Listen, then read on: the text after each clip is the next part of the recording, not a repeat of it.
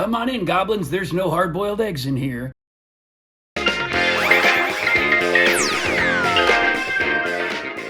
everyone, this is Adam and welcome to the KreatureKid channel and our new creature, this little alien for Almost Friday TV. This is about your YouTube channel, Brendan. The videos have gotten very popular. Congratulations.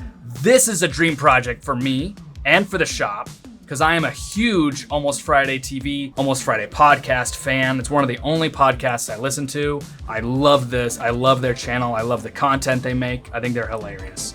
So I was so excited when I got this job. Now this one was a tricky one.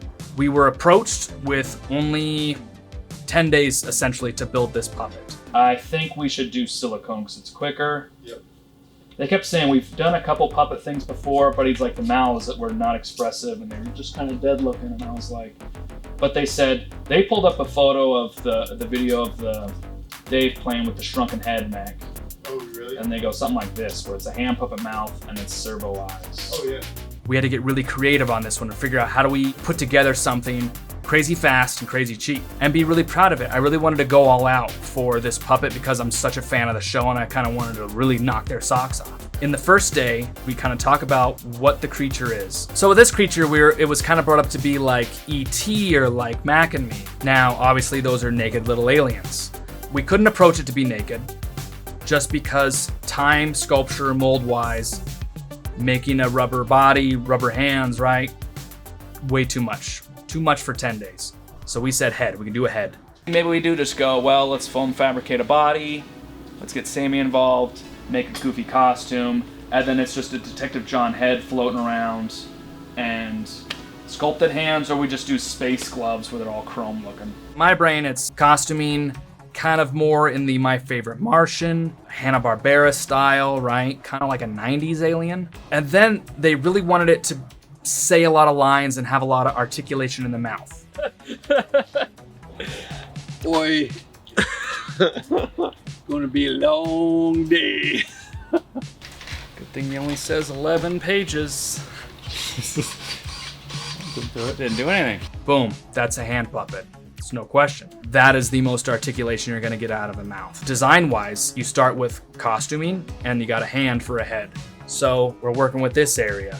Now, when designing a hand puppet sculpturally, there's only so many options you can get for a mouth design to get your hand in there to be very expressive. So I blasted out 3 options of kind of different personalities of aliens. You had your kind of bald, big-headed, traditional funny guy who seems like a fun guy to hang around with.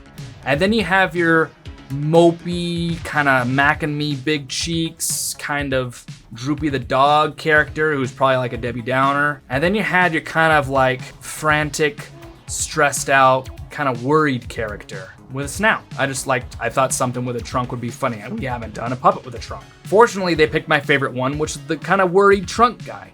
The only note that they gave me was to make sure he's friendly. Friendly means big eyes, soft features, right? So what I did is I softened his kind of sharp, pointy cheeks, rounded him out a little bit, and made him seem a little less creepy and a little more cute. I already knew out of the gate he's kind of in the orange realm. We haven't done a creature design to be orange yet. That was basically the first 2 days, is finding the kind of character and then honing it in.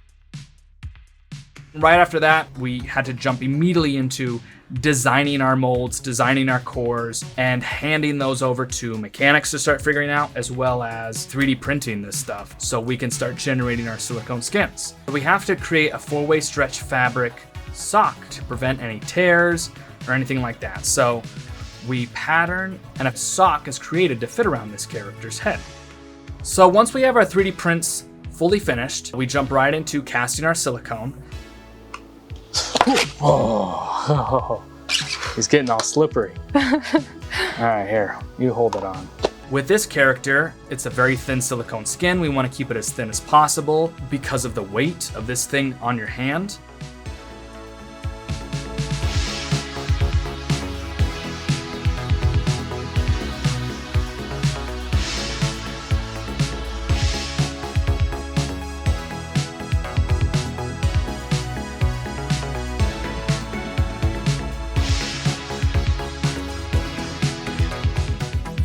going to get this back off of him? We're cutting this. Our cut line is up here. We're going to cut this open for our mechanical hatch. And then we're going to crack this in two. Slide that way, and then slide this out the back of the brain. We also have to design the character's head to have the ability to have a hatch. When you sculpted it, did you have that in mind? Gotta have a back hatch. Good thinking. In the sculpture, I designed kind of like hidden little flaps that we could cut and just kind of always be open for when we need to access anything on the inside, just as a precaution. As well as cutting in that line to remove the core and remove the neck to get our skin off of there. Yeah, that was good thinking doing my head like that. And then this will come up here. So we need to figure out getting over the core. Wow.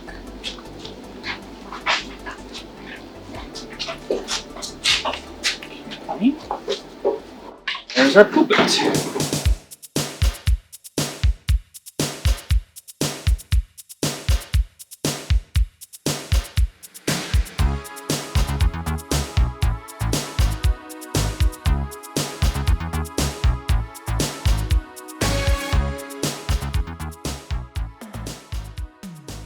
Now the paint job for the creature was kind of like, we knew we wanted orange. I just always wanted to see an orange alien.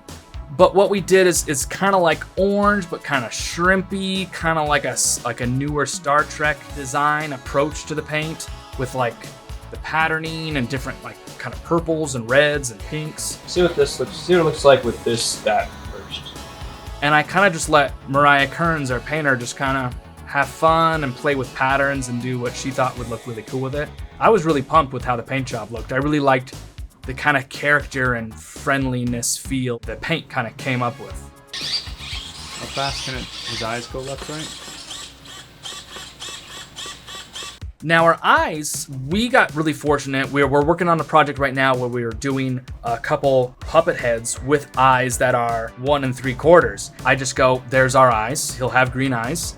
What was nice about having the eyes already made, we already had mechs modeled digitally for how the mechanics of those eyes work, and we had the eyes sitting there. So we kind of sculpted around our eyes that we had, which saved us a ton of time. We were thinking of doing this upside down, then having these guys sit on this side, so I'll print mounts for this. Okay.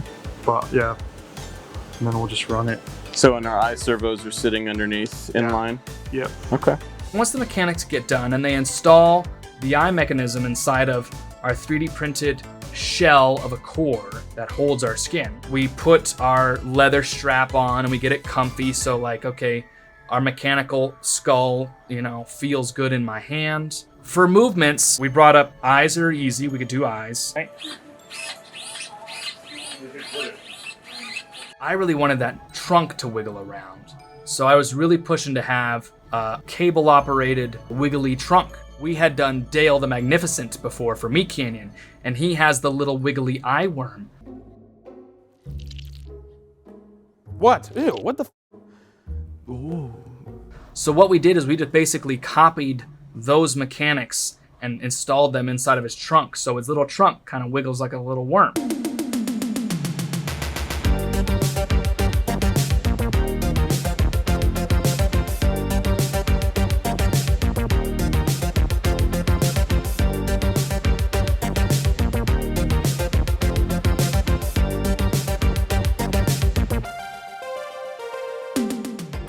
And that really brought some fun movement to the alien, as well as his little antenna ears. I wanted his ears to be bouncy. I'm thinking this, was it this, Jake? It was that stuff. This, and then like a little fishing weight on the bottom, maybe. Whenever this creature's head would move, his little ears would bounce around like a dog. And I loved that. I love secondary movement like that, where it's just components of the creature moving around naturally.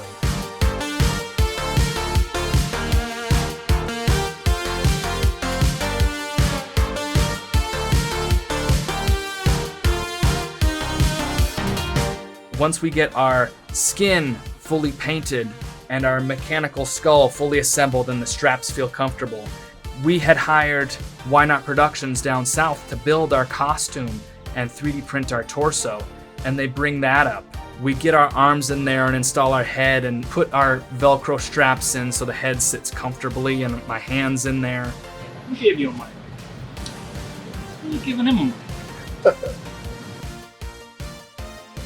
He really comes to life and is a funny personality and is a character we're really proud of here at the shop. Teeper, we need to leave right now. Take those shoes off and put them in the bag, quick. Whoa, that's a fever. What was that? Nothing. I'll get the cryosleep medicine. Okay, Teeper, we only have a few minutes. Where is your spaceship? It's almost here, but I think Teeper needs a little more fuel.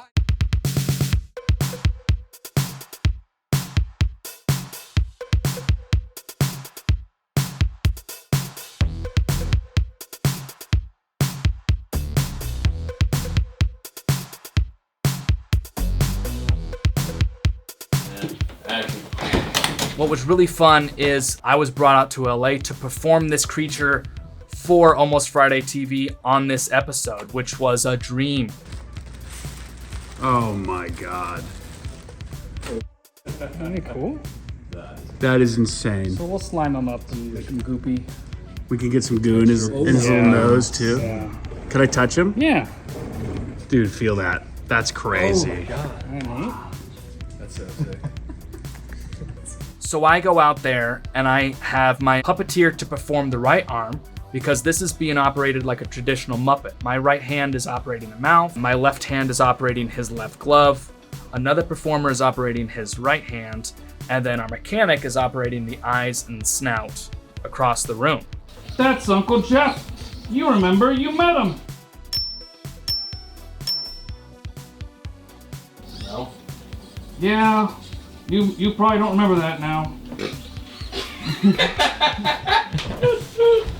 All three of us work together to perform this character, and sitting there with Liam and Will and Willie D and Chet and everyone from Almost Friday TV is there, and I'm getting to riff.